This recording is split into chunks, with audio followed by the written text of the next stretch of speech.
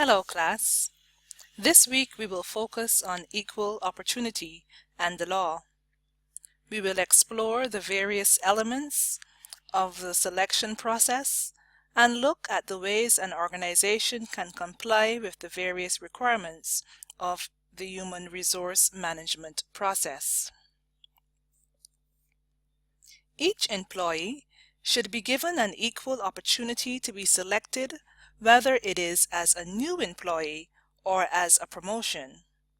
A good way to start is to look at the sample EEO regulatory model, as seen on this slide. This model identifies the social problems, laws and executive orders, the government regulatory actions, and the management responses to the government regulatory actions.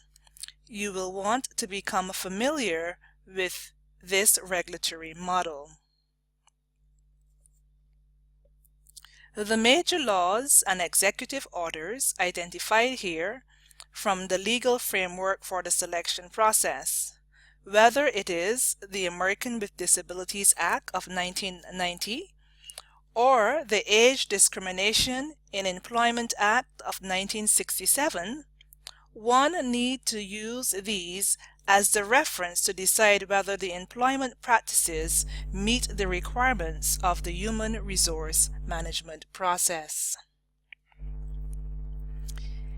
In the event that a company does not follow the appropriate selection process, there is a complaint process which needs to be followed. This process is important in order to maintain the integrity of the complaint. In previous situations, I have found that it is important that employees know this process.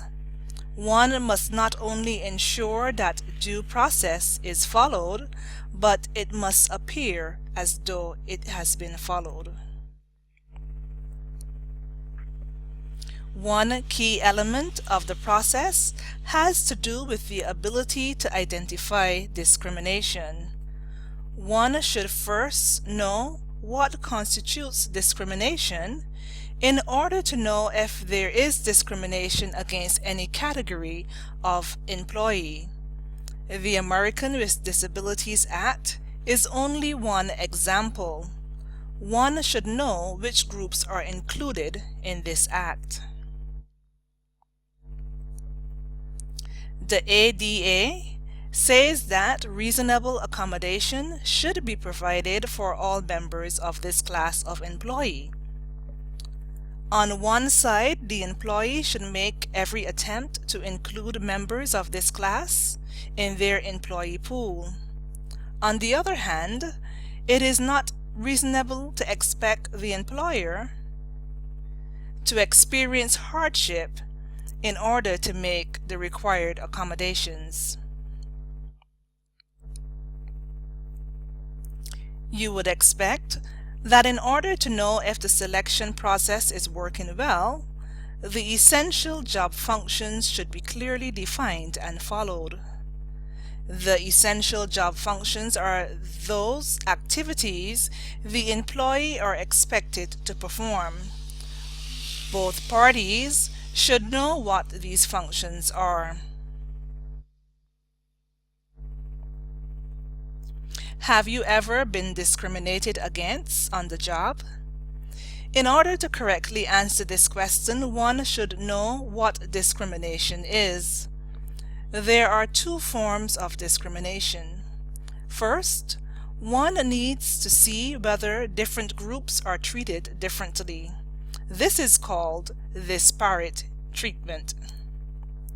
Disparate treatment involves situations in which different standards are applied to various groups of individuals, even though there may not be an explicit statement of intentional prejudice. Second, one must decide whether the practices of the organization are meant to produce different expectations for different groups. This is called disparate impact. Organizational selection standards are applied uniformly to all groups of applicants, but the net result of these standards is to produce differences in the selection of various groups. This slide discusses the McDonnell-Douglas framework regarding disparate treatment. Take some time to look at this slide. The McDonnell framework states that plaintiff must establish a prima facie case, which means the plaintiff must show a motive through circumstantial evidence. That is, the plaintiff must be a member of a protected group, was treated differently than the person of another class. He must show that he applied for and was qualified for a job for which the employee was seeking applicants. The plaintiff must show that despite his qualifications, he was rejected, and that the position remained open and the employee continued to seek applicants. If the plaintiff establishes a prima facie case, the defendant, who would be the employer, must articulate some legitimate, non-discriminatory reason for the employee's rejection. The reason must be supported by evidence. The plaintiff then has the opportunity to show the employer's explanation is a pretext. That is, the reason the employer said he did not offer the position was an excuse for an illegal motive. Does this apply to any situation you may be aware of? The example explains disparate impact. Just remember that there are three elements of disparate impact, and the employer must establish these burden of proof defenses.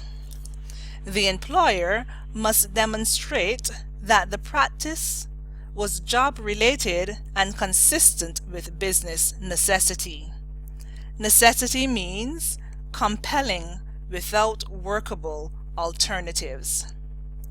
A test that replicates major or essential portions of the job has content validity, for example, typing tests for secretaries.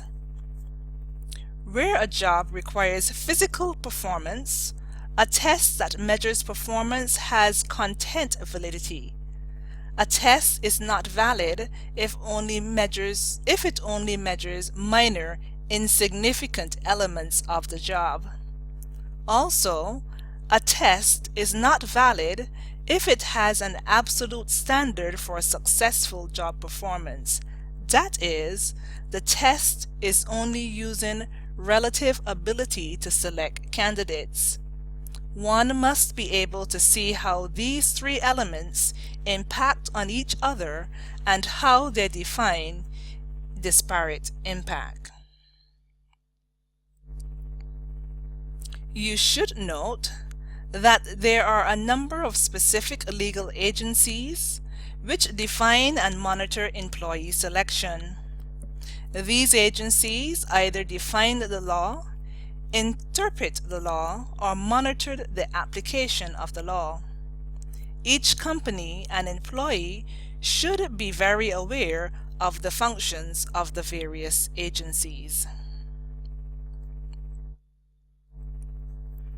One specific guideline which the employee should be aware of is the affirmative action programs. What is affirmative action? How does it apply to the workplace? Does an employee have room to interpret affirmative action? You should take the time to answer these questions for yourself.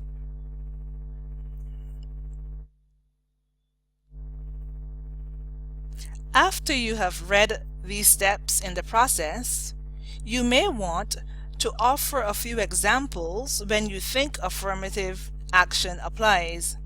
Important questions you may want to answer is whether this is voluntary or it can be mandated by a court. Take a look at this slide on the reasons for adopting an affirmative action plan.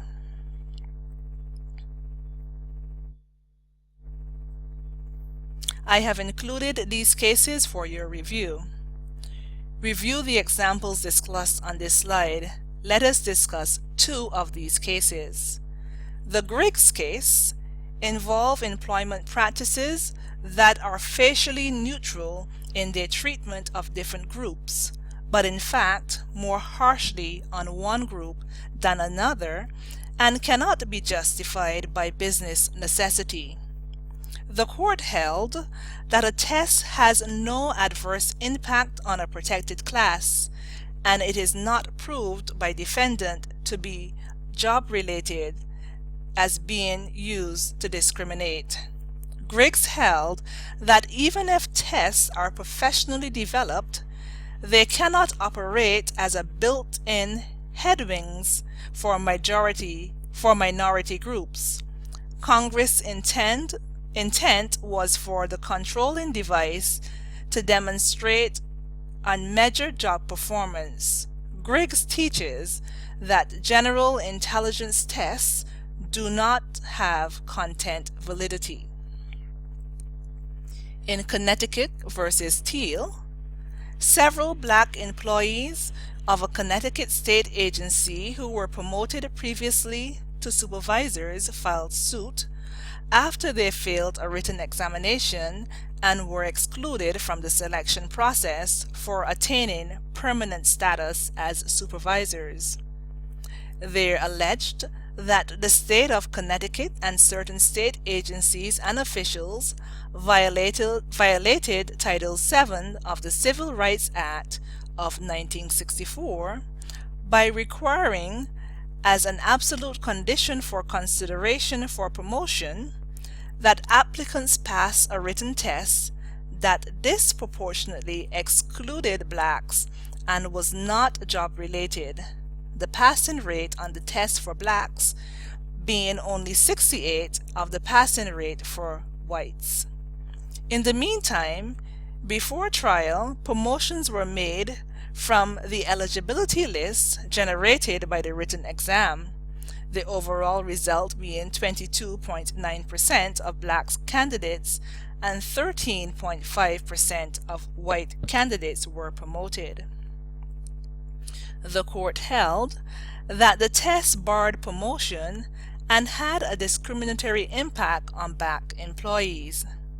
It was a barrier to achieving equality of employment opportunities for minorities. Title VII guaranteed the employees the opportunity to compete equally with white workers on the basis of job-related criteria.